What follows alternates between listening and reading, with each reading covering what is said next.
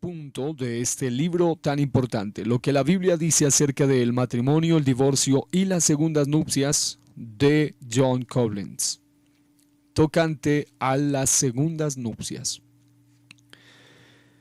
En este caso, las segundas nupcias de un divorciado. ¿Qué dice la Biblia acerca de las segundas nupcias de un divorciado? ¿O qué dice la Biblia acerca de las segundas nupcias después del divorcio? Esta es una pregunta fundamental e importante al respecto de esta temática de tanta relevancia para el día de hoy.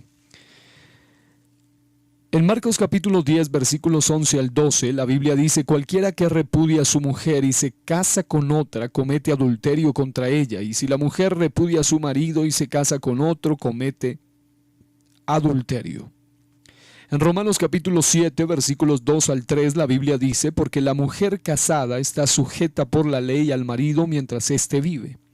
Pero si el marido muere, ella queda libre de la ley del marido, así que si en vida del marido, escuche esto, se uniere a otro varón, será llamada adúltera. Pero si su marido muriere, es libre de esa ley, de tal manera que si se uniere a otro marido, no será adúltera. Encontramos aquí que tanto el Señor Jesús como el apóstol Pablo se expresan de modo inconfundible. Para el Señor Jesús, las segundas nupcias son incorrectas mientras el primer cónyuge vive. Es entrar en una relación de adulterio, una relación pecaminosa. El divorcio no da el derecho a casarse de nuevo. Esto es algo bien importante. Una pregunta fundamental al respecto es la siguiente.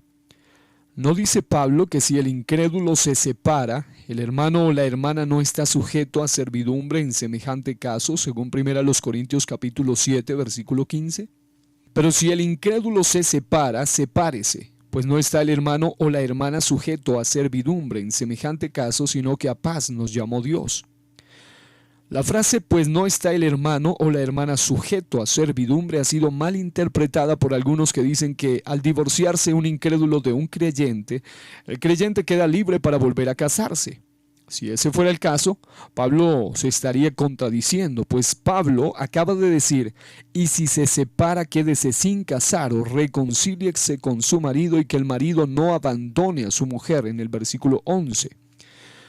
La frase "no está sujeto a servidumbre" se refiere a las obligaciones matrimoniales: dar el deber conyugal al cónyuge, no negar las relaciones sexuales, permanecer con el incrédulo y santificar la relación con el incrédulo y los hijos.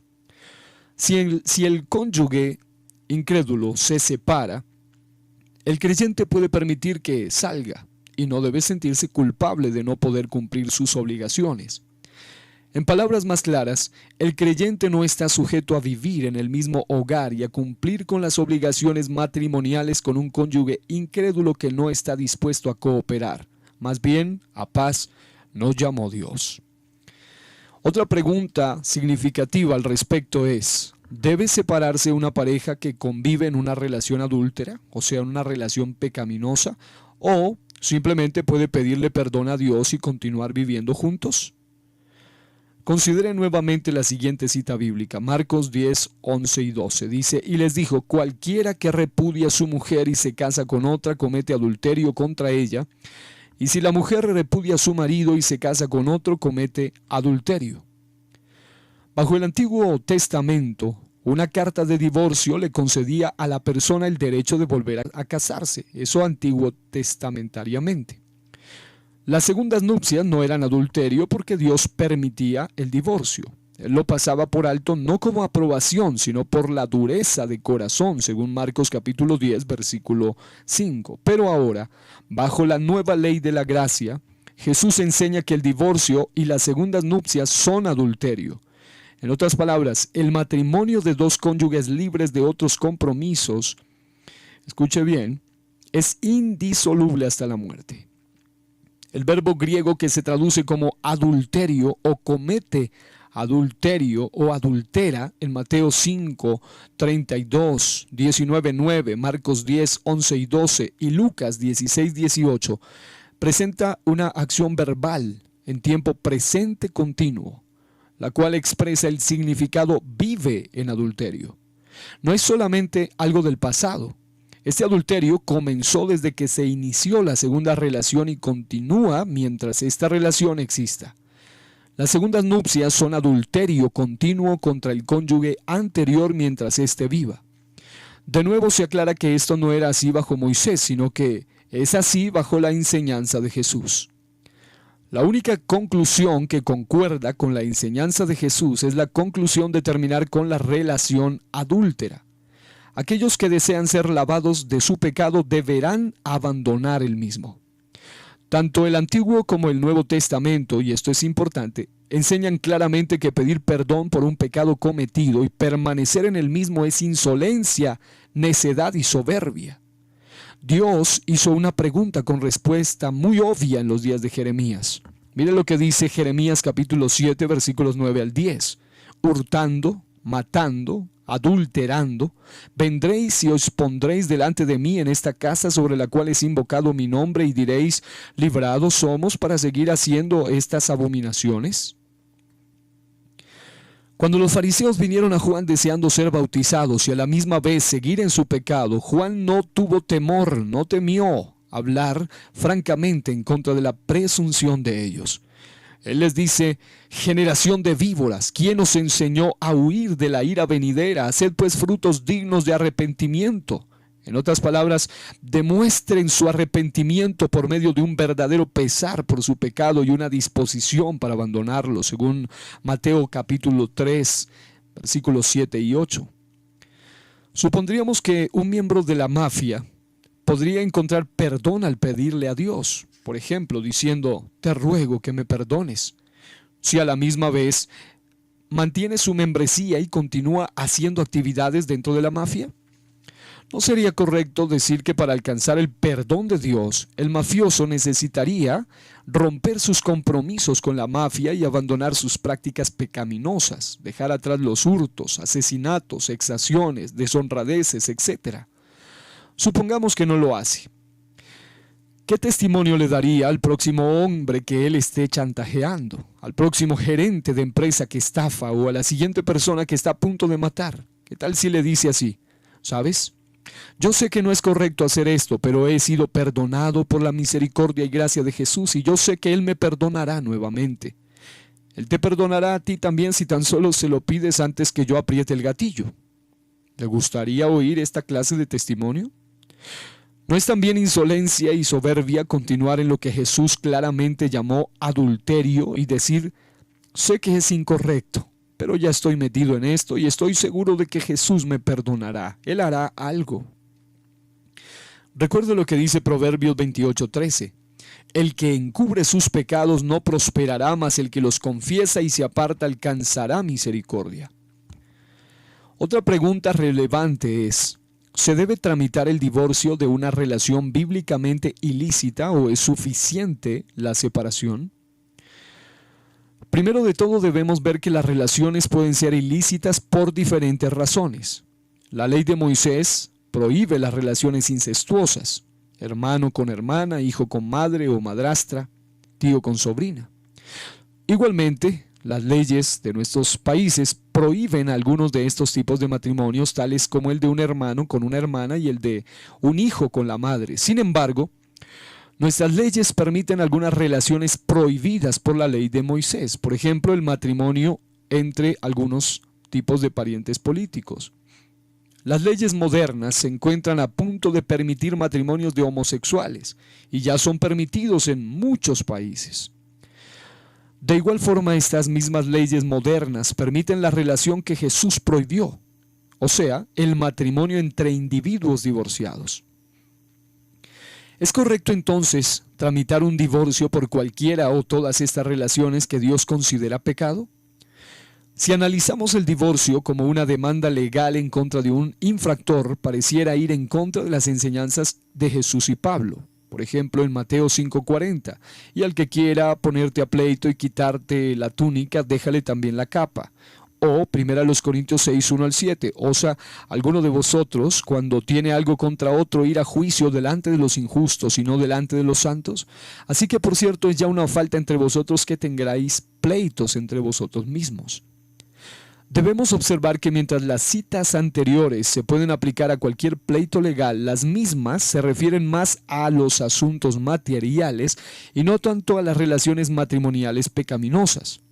Además, existen muchos lugares hoy en día donde se permite el divorcio sin culpa, o sea, un divorcio sin pleitos legales, que ya no es una demanda contra el infractor, sino un proceso para anular una relación matrimonial.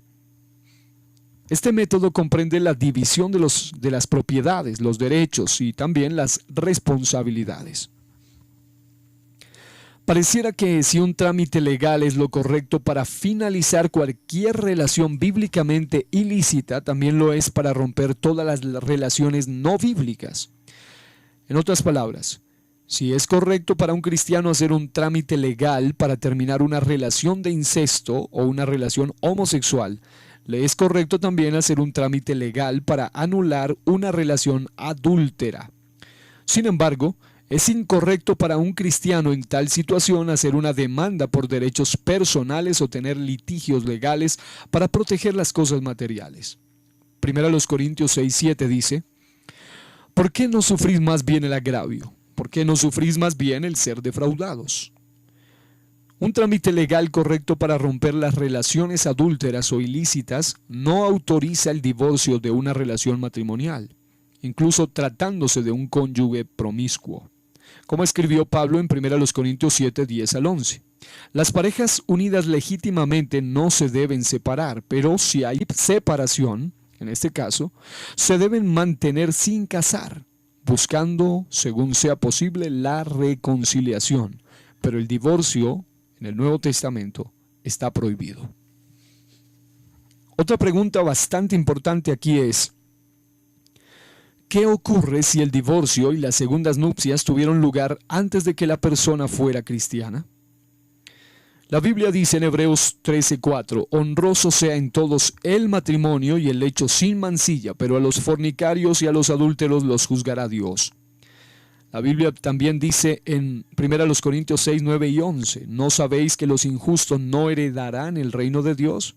Y aquí describe: no erréis, ni los fornicarios, ni los idólatras, ni los adúlteros, ni los afeminados, ni los que se echan con varones, ni los ladrones, ni los ávaros, ni los borrachos, ni los maldicientes, ni los estafadores heredarán el reino de Dios. Y esto erais algunos, mas ya habéis sido lavados, ya habéis sido santificados, ya habéis sido justificados en el nombre del Señor Jesús y por el Espíritu de nuestro Dios.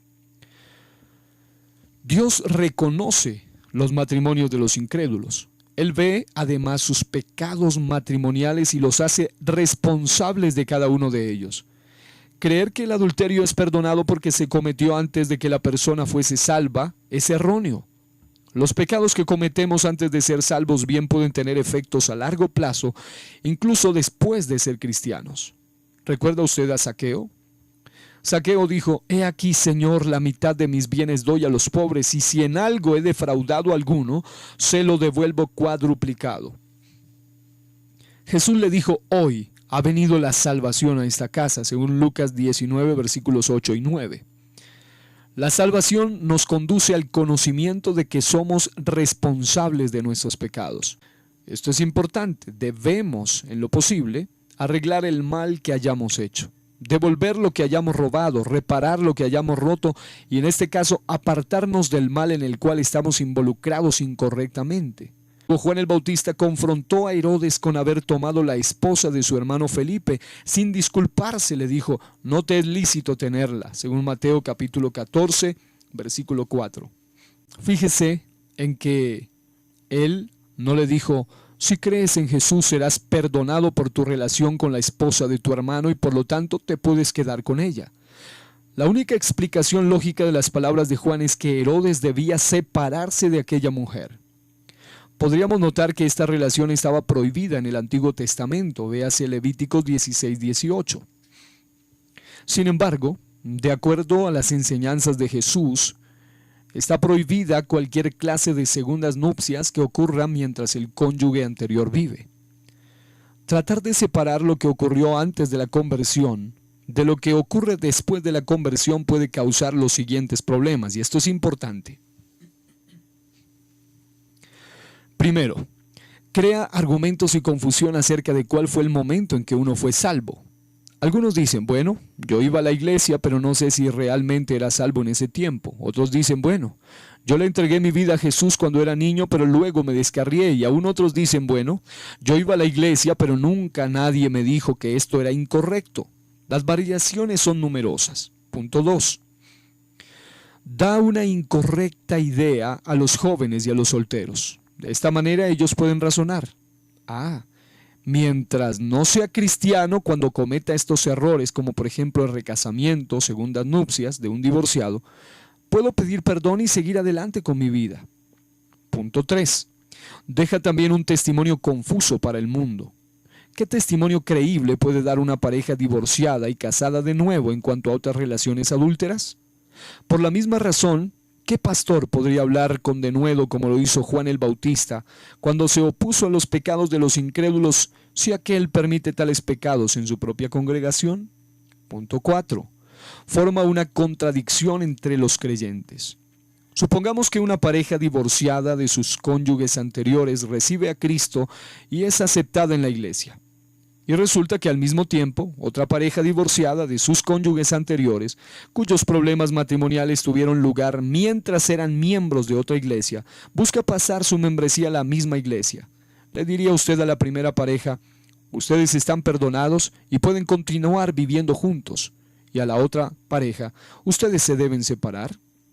Además de crear sentimientos negativos dentro de la iglesia, crearía confusión ante el mundo que los observa. Ahora estamos ante otra pregunta interesante. ¿Qué sucede si el otro cónyuge inició el divorcio? Lucas capítulo 16, versículo 18 dice, todo el que repudia a su mujer y se casa con otra, adultera, y el que se casa con la repudiada del marido, adultera. Mateo capítulo 19, versículos 9 y 12 dice, al 12, y yo os digo que cualquiera que repudia a su mujer salvo por causa de fornicación y se casa con otra adultera, y el que se casa con la repudiada adultera. Le dijeron sus discípulos, si es así la condición del hombre con su mujer, no conviene casarse. Entonces él les dijo, no todos son capaces de recibir esto, sino aquellos a quienes es dado, pues hay eunucos que nacieron así del vientre de su madre, y hay eunucos que son hechos eunucos por los hombres. Hay eunucos que asimismo se hicieron eunucos por causa del reino de los cielos. Se hace muy evidente en la enseñanza de Jesús que un segundo matrimonio es incorrecto tanto para el que inicia el divorcio como para el divorciado. Para ambos cónyuges el primer matrimonio aún sigue válido ante los ojos de Dios y es adulterio comenzar otra relación. La reacción de los discípulos fue que quizás no conviene casarse. Jesús reconoció que su norma de compromiso en cuanto al matrimonio de por vida es alta.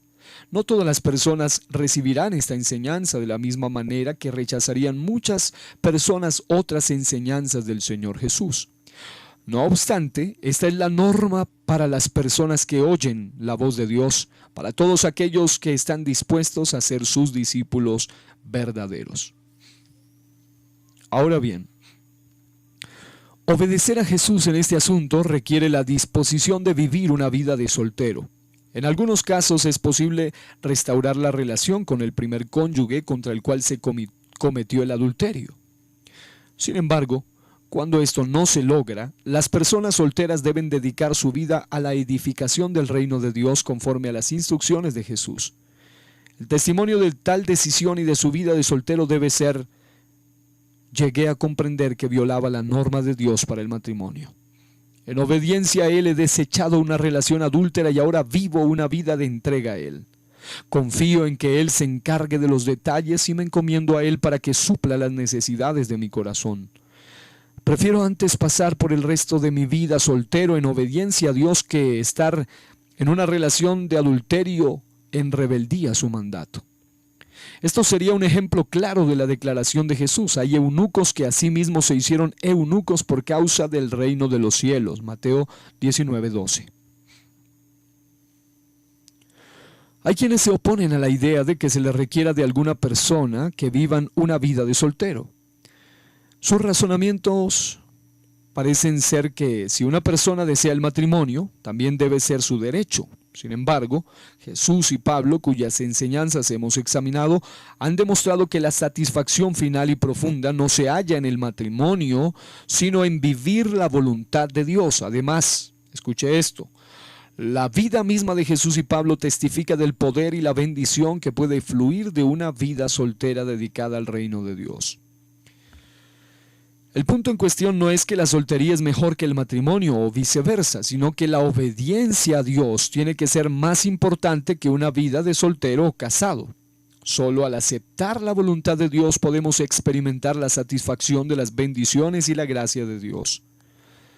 La desobediencia a Dios en este asunto, aunque traiga un compañerismo temporal, traerá la reprobación de Dios y al fin será para nuestra ruina eterna. Otra pregunta bastante relevante es, ¿qué ocurre si hay hijos de por medio? Esta pregunta expone un dilema práctico. Por un lado es pecado seguir con una relación adúltera y por el otro lado parece haber pecado en una separación al pensar en el descuido y el dolor de los hijos que hayan nacido. No hay una cita bíblica específica que detalle el proceder de dicho caso. En el libro de Esdras, los hombres de Israel habían comenzado a casarse con mujeres paganas, contrario al mandamiento de Dios. Cuando desearon arrepentirse de su pecado, se les pidió que se separaran de sus mujeres y de sus hijos. Véase los capítulos 9 y 10 del libro de Esdras. No sabemos cómo lo hicieron o si hubo alguna manutención o contacto entre ellos después, pero es probable que estas mujeres con sus hijos fueron enviadas de vuelta a casa de sus padres. Existen diferencias considerables entre aquella cultura y la nuestra y entre aquella situación y el problema actual del divorcio y las segundas nupcias. A pesar de eso, existe la semejanza entre ambos en que representan a matrimonios contrarios a la voluntad de Dios. Podemos saber con seguridad que Dios no fue menos compasivo en aquel entonces que lo que es hoy, ni menos deseoso de la santidad para su pueblo. Al buscar una solución es necesario enfocar en dos preceptos básicos. Primero, la relación adúltera es incorrecta, se debe terminar. La palabra de Dios es clara cuando dice que los adúlteros no heredarán el reino de Dios, 1 Corintios 6:9. Podríamos llamar a este el precepto de la justicia. Segundo, los hijos son almas eternas que necesitan de amor y disciplina en el seno de un hogar santo. A este le podríamos llamar el precepto de la responsabilidad. De algún modo, al buscar la salida más apropiada, los preceptos de la justicia y de la responsabilidad deben ser cumplidos. Cada situación tendrá sus variantes, de modo que la obediencia a Dios requerirá de mucha oración. Algunas parejas llegan a un acuerdo mutuo en que el marido facilita las necesidades materiales y se relaciona a menudo con sus hijos, pero vive aparte. En este caso, la esposa es responsable del cuidado diario de sus hijos, quizá con la ayuda de su familia. Esto tiene la ventaja de ofrecer un testimonio claro sin dejar de proveer a los hijos una relación con su padre, pero requiere decisión y cooperación y el apoyo de los demás de los parientes y de la iglesia. Es ideal si ambos cónyuges cooperan y trabajan juntos en la búsqueda de la mejor solución. Por desdicha, esto rara vez ocurre. Cuanto más se aparta una persona en desobediencia a los preceptos de Dios para el matrimonio, tanto más se complican las cosas y más difícil le resulta a la persona volver al camino de la obediencia. No obstante, para aquellos que entreguen su vida al mando de Dios, la obediencia les es posible. Una pregunta sumamente importante es esta: si se termina una relación bíblicamente ilícita y uno de los dos nunca ha tenido un matrimonio legítimo, ¿es libre esa persona para casarse? Esta pregunta, así como la próxima, es muy difícil de contestar. Los casos varían mucho y sin importar cuán meticulosos seamos al definir lo que constituye un matrimonio válido, surgen nuevas situaciones que a veces añaden variaciones que no hayamos considerado y que requieran un nuevo análisis del caso. Al aplicar los principios bíblicos a estas situaciones, los cristianos no siempre han arribado a las mismas conclusiones. Por lo tanto, si nos involucramos en un caso semejante, es recomendable acudir a la sabiduría de una hermandad espiritual y no confiar solamente en las conclusiones propias. Todo lo que hagamos debe ser para la gloria de Dios. 1 Corintios 10:31. Todo lo que hagamos debe edificar a la hermandad. Romanos 15:2. Todo lo que hagamos debe ser libre del reproche del mundo que nos observa. Primera de Pedro 2:12. Antes de analizar la pregunta anterior, debemos repasar de nuevo la definición de Jesús en cuanto al matrimonio y el adulterio. A los ojos de Dios, cuando un hombre soltero se casa con una mujer soltera, los dos son unidos en matrimonios por toda su vida. Cualquier relación con otra persona mientras estos dos viven es adulterio. Para hallar el perdón de este pecado se requiere arrepentimiento y un retorno a la fidelidad conyugal anterior. Bajo Moisés esto no fue así. Tanto el divorcio como las segundas nupcias eran permitidos y un segundo matrimonio era aceptado como un matrimonio legal. Véase Deuteronomio 24:2. Sin embargo, bajo el Nuevo Testamento, Jesús dijo: cualquiera que repudia a su mujer y se casa con otra comete adulterio contra ella. Y si la mujer repudia a su marido y se casa con otro, comete adulterio. Marcos 10:11 y 12. Conforme a la enseñanza de Jesús, la segunda pareja no ha formado un matrimonio legítimo, sino una unión ilegítima o adúltera. A modo de ilustración, supongamos que Joel, un hombre soltero, se casa con Susana, la esposa divorciada de Samuel. A los ojos de Dios, Joel y Susana no pueden formar una unión matrimonial legítima. No importa si las leyes de los hombres no condenan esta unión. Dios dice que Susana vive en adulterio en contra de Samuel, que es su esposo de por vida. Pero supongamos que Joel se divorcia de Susana. Ahora volvemos a la pregunta inicial. ¿Está libre Joel para casarse con una mujer soltera? Acabamos de observar que Dios no aceptó la relación de Joel y Susana. Él consideró que Susana estuvo en adulterio contra Samuel. Joel tomó parte en el adulterio de Susana. Por lo tanto, desde el punto de vista de matrimonio, Joel, en este caso, nunca formó una unión matrimonial legítima. Fue cómplice de una relación adúltera, pero no de una relación matrimonial. Sin embargo, es necesario considerar otros factores a la hora de analizar cuán, entre comillas, libre está una persona para casarse. Puede haber otros vínculos y obligaciones que hacen al matrimonio inapropiado, aun si la persona no está descalificada por un matrimonio anterior. Pablo hace la pregunta: ¿o no sabéis que el que se une con una ramera es un cuerpo con ella? Porque dice, los dos serán una sola carne. 1 Corintios 6:16. Ahora bien, aunque la relación física no constituye un matrimonio, como ya hemos explicado, no por eso deja de ser una unión física. Es además una unión emocional y puede que sea también una unión procreadora. Cuanto más enredadas estén estas uniones, más inapropiado sería el matrimonio. Algunas personas se han casado y divorciado y vuelto a casar en numerosas ocasiones antes de venir a Cristo. Quizá tuvieron hijos con diferentes personas, incluyendo algunos con las cuales nunca tuvieron una unión lícita. Véase Juan 4:18. Otros pueden haber tenido uniones sexuales con muchas personas, varios hijos con algunas, pero sin estar casados con ninguna. ¿Sería sabio desechar todos estos enredos diciendo simplemente, bueno, yo nunca me casé correctamente ante Dios, por lo tanto ahora me casaré con toda libertad? ¿Pasarían por alto los incrédulos a un hombre que luego de haber creído en Jesús abandona su relación adúltera, la cual fue de larga duración, con hijos, y se casa con una mujer soltera de la iglesia con la bendición de la iglesia? Es obvio que el estado civil de la persona no es la única cosa a considerar en tales casos. ¿No sería correcto concluir que un matrimonio podría ser inapropiado incluso sin ser adúltero? De cualquier modo, la vida soltera para Joel, divorciado de Susana, podría ser una decisión de honor y buen testimonio. Hablando de este libro de las segundas nupcias, titulado El matrimonio, el divorcio y las segundas nupcias, de John Koblenz, continúa diciendo: nuestra forma de analizar lo incorrecto de un matrimonio, como en el caso de Joel, depende un poco de si el casamiento solo se está planeando o si éste ya ocurrió. Si Joel ha dejado a Susana y considera casarse con Juana, una mujer soltera, debe tomar en cuenta sus enredos anteriores. Estos podrían ser suficiente causa para que el matrimonio con Juana se considere inapropiado e incorrecto.